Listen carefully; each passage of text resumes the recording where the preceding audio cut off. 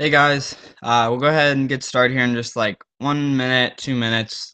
Give everyone time to get on. Sorry about that took so long.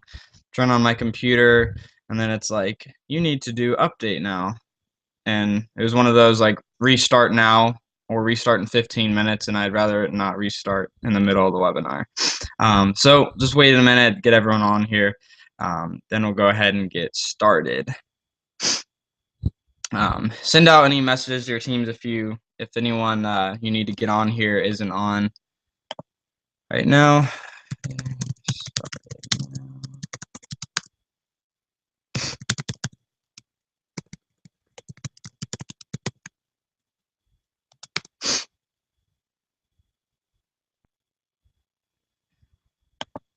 Okay.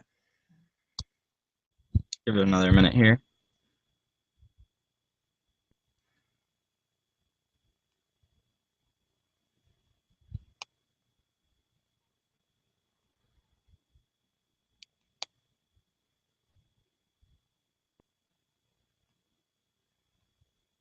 Just for everyone else who's hopped on, give it another minute, and then we'll go ahead and get started. If you don't have it already, grab a piece of paper and pen so we could take some notes here.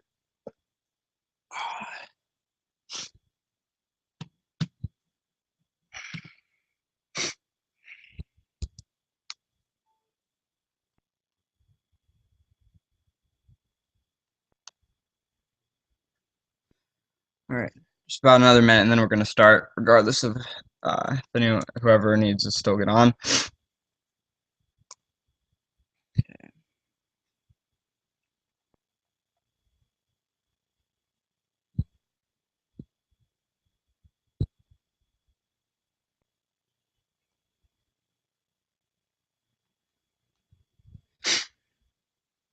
All right, well, let's go ahead and get started. First of all, again, just wanted to say, appreciate you guys taking time out of your night to be on here, to, grow your mind, to help you, better and build your business. So real quick, just quick couple updates. Some of you guys have maybe seen it, that new Vima flip book just launched. They have it in French and Spanish right now, and English, and they're going to be, we should be working on getting it in Norwegian soon. I'm in the works of talking with Scott, one of the creators of it, so we can get that done. More updates to come on that by next Sunday. I know for sure I'll have more information on when it should be coming out, hopefully sooner than later, for you guys to be able to use for your presentations. And just, quick thing on the Vima Flipbook, I think it's going to be a really great tool to use for two-on-ones. It's really simple to be able to do it, once you've done it a couple times. So, I mean, I think that's going to be a really good tool for us to utilize and be able to, have our teams utilize as well. Trying to think if there's any other updates. I think that's the main thing. I mean, we got right now 3 weeks in the rank advance period left, the end of this week, and then 2 more weeks left. So just, making sure that, you're looking at where you're at and seeing if you're on pace. The first week is over. Where are you at on track for, your goal for this rank advance period, or where's your team at? And just reviewing the action that you're taking. If you're not on track, obviously we got to look at taking, a different form of action or just more of what you may be doing. And if you have people on your team that are not on track, just let them know, be like, hey, you gotta step up the action so you could hit your goal. And so from there, getting into the topics today, I was going to go into some of just really more in depth in company knowledge and network marketing industry. But I want to do more research on all of that because I want to come with a lot of information, and I think I'm going to save that for next weekend. But today I'm going to kind of talk about, starting a new team in a different area, like whether it's a different city, or a different country, wherever you're starting a team, how to do it effectively, so you could help them have success. And then, building culture, within that area, or building culture where you're at now. Because, starting a team in a new location is hard. The first 5 teams that I had in different areas, like little states that popped up, didn't have success. And some of it wasn't in my control. A couple of them I probably could have done a little bit more to be able to you know help them a little bit more, but I just didn't understand what I needed to do. So I'm just going to give you guys some tips on as far as things that I've learned with starting groups in new areas, things that to do. And obviously, I'm always still learning myself. But starting a team in a new area, the biggest thing, so I'm just going to use, different place. So for example, you start a team in, uh, California. I'm just going to use California as an example. So you start up a new team and, they're in LA and, they're just getting started pretending like, there's a brand new person out there. When you get that brand new person started, you really have to treat them like a newborn child. Okay. Because when you're starting somebody in a new area, they're not plugged in. They're on the outside world where they're not surrounded by Vima, whereas some of you guys are around people that are doing Vima, that are excited, that are working the business every day. But you got to realize that they're by themselves. They're isolated off somewhere. So you have to stay connected like a newborn child. Like you always have to be consistently taking care of them. Okay. So for example, whenever, I get somebody new, or I'm just going to use this example because we just got a new group started in Houston, Texas. So this guy Jod got started, and then immediately what we did with him is we trained him just like we trained on launching last week. Trained him the exact same way. We got him to do his first exposure right away, and he just signed up his friend on an affiliate pack yesterday named Arya, and so. Then I got on Uvu last night to train his new guy, but I got him to get on as well. So the thing is, if you get like the newest person started in that new area, keep plugging them in because they probably are going to be the one that'll become the leader of the group. Maybe not, but you'll be able to tell as they start getting people on board who's going to step up as a leader the most and who's going to hold that group in that new area accountable. So with Jod, I had him get on Uvu with me and his new guy yesterday. And I went through the launching thing and I had Jod say some things on it as well. So because Jod's done pretty well, this guy with his inviting and getting some people to show up. So I trained his new guy on everything, and then I had Jod give his like 2 cents on the invite process, what he's done to get people to show up. So I'm bringing him up, and then I was talking him up to his new guy that he just got started. So now there's 2 people in that area in Houston. So now these 2 guys are in the same area working together. And then I forced the calendar on them. We talk about that when we're launching. You have to force the calendar in these with these new people, and obviously utilizing technology. We got on Uvu and I forced the calendar. We're having their first event Monday at 8 p.m. So I got his schedule. I got him to tell me his schedule. They got an event Monday at 8 o'clock that they're inviting for, that we practiced for. But the thing is, when you have these teams in the new areas, you really got to do all of it almost. Like you have to do a lot of the work until you have somebody there that's competent enough to do it by themselves. But you still have to keep plugging in. Because I know you guys are doing really, really well. I know you guys are confident enough to do this business, but obviously, if I could help in any way, that's why I want to keep plugging in. But when you get these teams in the newer area, you got to help build up, because rank does not equal leadership level. Just because somebody's a certain rank doesn't mean that, they're a leader. Say that they start in a new area and they jump to gold in their first month. That doesn't mean they're gold in their mind. Like they're not competent to be a gold leader and lead their team. They may not know what to do still. So you have to keep plugging in, training them, developing their mindset, developing their skill set to get them to become a better leader so that they can lead their team. So you don't want to leave them off to their own, because then it'll fall down. Okay. One thing that happened, I want to give you guys a quick example. I got a team started in Idaho. This was my first out-of-state team ever, and my first out-of-area team, so I didn't know what I was doing. They got started, and I was plugging in with them a lot. So I was doing that while I was staying connected. I communicated every single day with the main guys and girls in the group. I was texting them, I was talking to them through the day. Hey, how are you? What's going on with the event this time? So I stayed connected and helped force their calendars.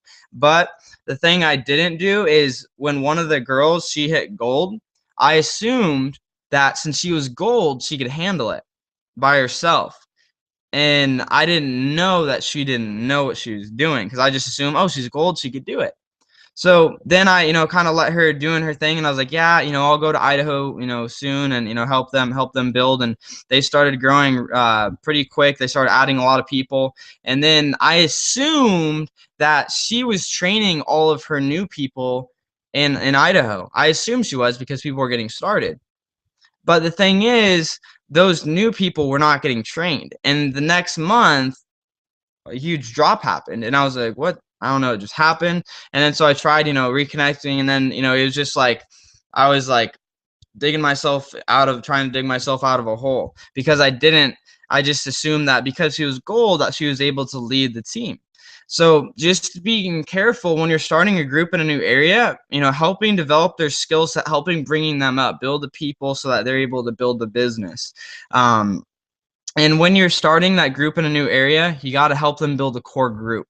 So they have a core group of guys and girls to work with. So like this guy, John in Texas that I'm working with, he got his new guy started yesterday on the affiliate pack. He's excited.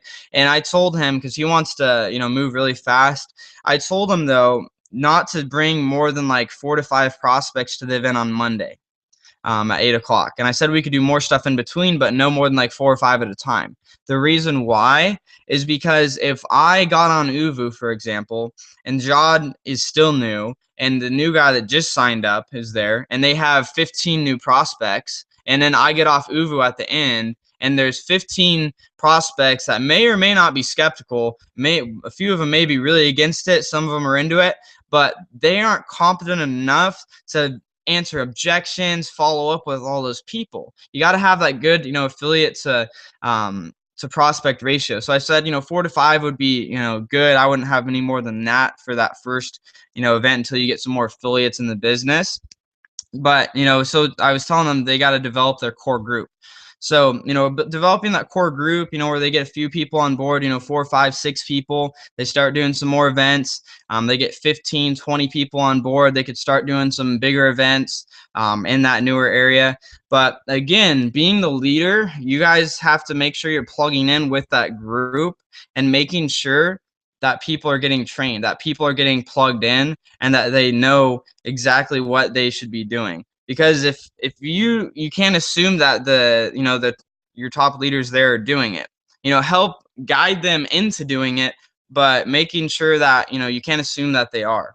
Okay, and so and that goes with just any teams. If you have teams, right now that are in different cities or different countries, and they're getting people started, hey, plug in with them. Message, maybe they got some new guys started recently. Plug in with some of those new guys and be like, hey, how are you? Just get connected, build the relationship a little bit, and see how you could help plug in, and see what you could do to help build them up. And so you build that core group. You get the first few started. You build that core group of some guys and girls. You're making sure that they're getting trained effectively, forcing the schedule on the group so they can start building more effectively. And then, once you get 10, 15, 20, getting them to run, some more events and plugging them in with what you're doing. Say, you guys are doing an event in Trondheim or Tonsberg, or wherever you're doing an event, sending them, maybe getting them on Uvu to watch the home event that you're doing, or getting them on Uvu to see the quick start training that you're doing, just so they could be plugged in with what you're doing.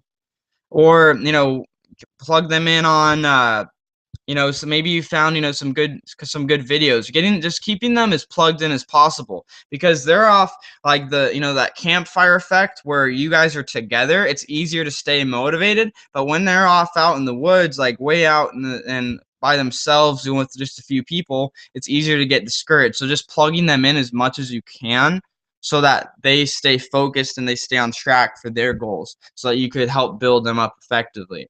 And so And depending on where they are, if they're in a city somewhere in Norway, just a different city, I mean, like 10, 15 people plus, I mean, I would travel to the area if you can.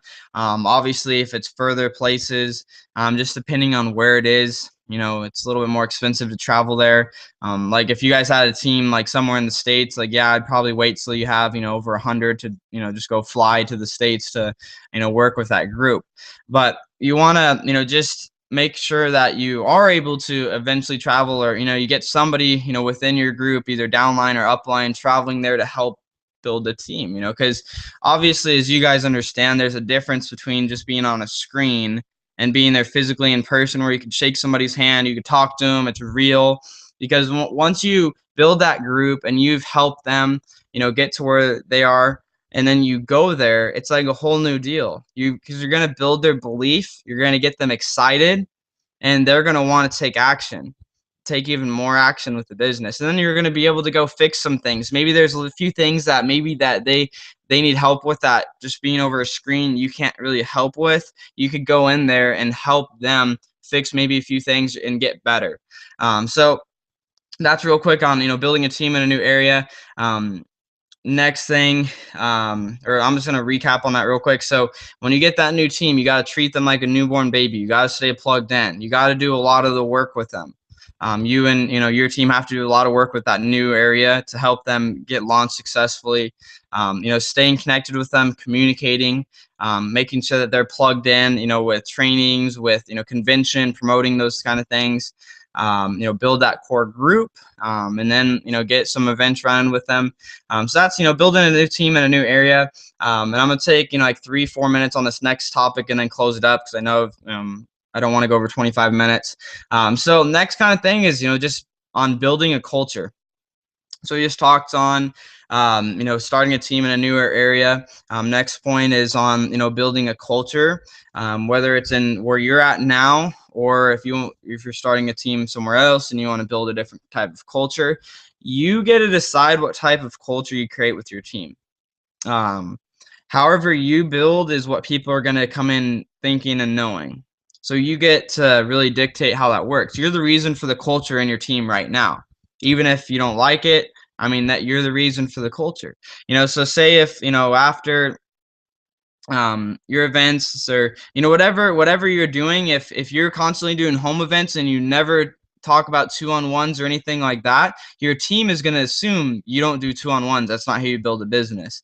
Or if you only did 2-on-1s only, your team's going to assume that only way to build a business is doing 2-on-1s. Or if your team only did calls, 3-way calls on the phone, they're going to assume the only way to build this is 3-way calls on the phone. So everybody is following the lead that you're setting. Whatever you're doing is the culture that you're creating. And so you could change your culture. And the way you do it is, as you're getting new people started and you change the way you're doing things now, those new people aren't going to know anything different. So they'll come in and start following the way that you're doing things now, not how you were doing things before. So you just got to make sure you instill the right culture with them.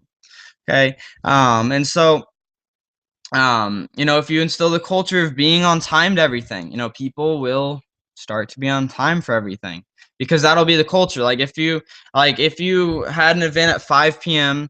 and you started locking the door at 5:05 p.m., 5 minutes after the event starts, I'm sure people aren't going to be late anymore, because people won't be getting in.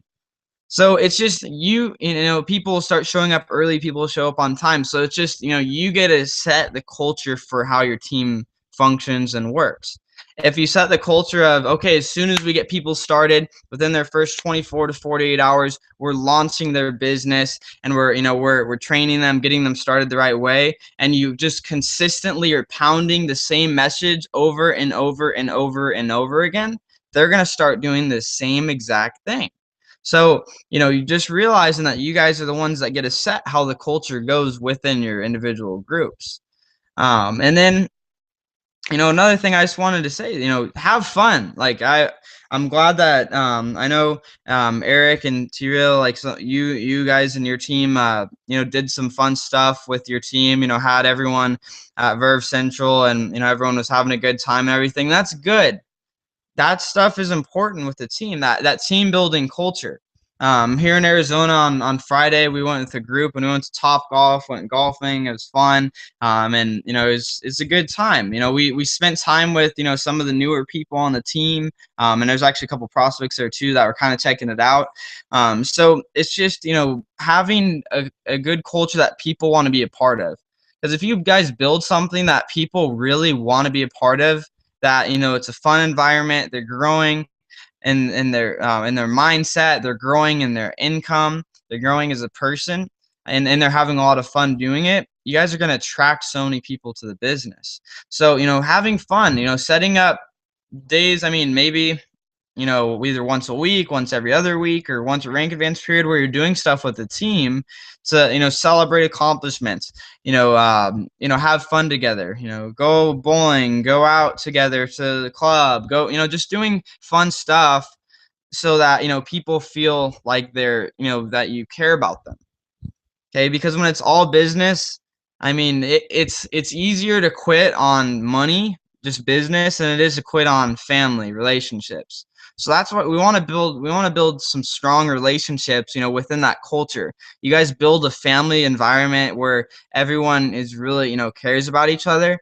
People aren't going to leave. People don't want to leave that if they really truly feel cared about and they're having fun with the group that they're working with. Obviously keeping, business separate from fun, like, is in, know when to have fun and know when, to take the business seriously. And obviously, team building stuff, having fun, you guys, again, dictating the culture on, home events, 2-on-1s, the way you present, the way you close, the new people will follow suit with exactly how you are doing it. So if you guys want to change something within the way that things work, talk to each other about it and start doing it different. And eventually, maybe not right away, but eventually people start to catch on and start changing the way that they're doing things. And so, with that, guys, that was the two topics for today, talking about, developing a team in a new area. If you have any questions on that, obviously message me, and I can give you some advice if you have a new group that you're trying to start, or, whatever you're trying to do with it. And then, building a culture. Those are the two topics for today. Next weekend, next Sunday, I'm thinking I'm going to do company knowledge and then network marketing industry, like the history of network marketing. I think this would just be a good topic just to have the knowledge of it. And just so, some of you guys that are, newer silvers and golds, maybe don't know too much even about the industry, you could up your knowledge on it more. So you could really understand, how blessed we are to have an opportunity like this and being involved in such a great industry. So, again, closing thoughts. Beginning of the second week of the rank advance period, we have till this Thursday, then 2 weeks left of the RA. So just looking at where you're at right now, what we need to do to take action between now and the rest of this week to get you on track for your goals. And I know you guys have those of you that posted what your goals were on that post in the Beam of Stars group. I'm watching that, and I'm going to see, and recognize everyone who hits those and the people on the teams that hit them. But that's it for today, guys. And again, appreciate you guys. I know we went a little bit longer today, but go ahead and hop off and message me if you guys have anything. But with that, have a good rest of the Sunday night, guys. I'm looking forward to this week. Connect with me if you want me on any of your UU calls for events, trainings. Get connected with people. I know Samuel, you just messaged me, so I'll get on with you. But appreciate it, guys, and we'll talk to all of you guys soon. See you guys.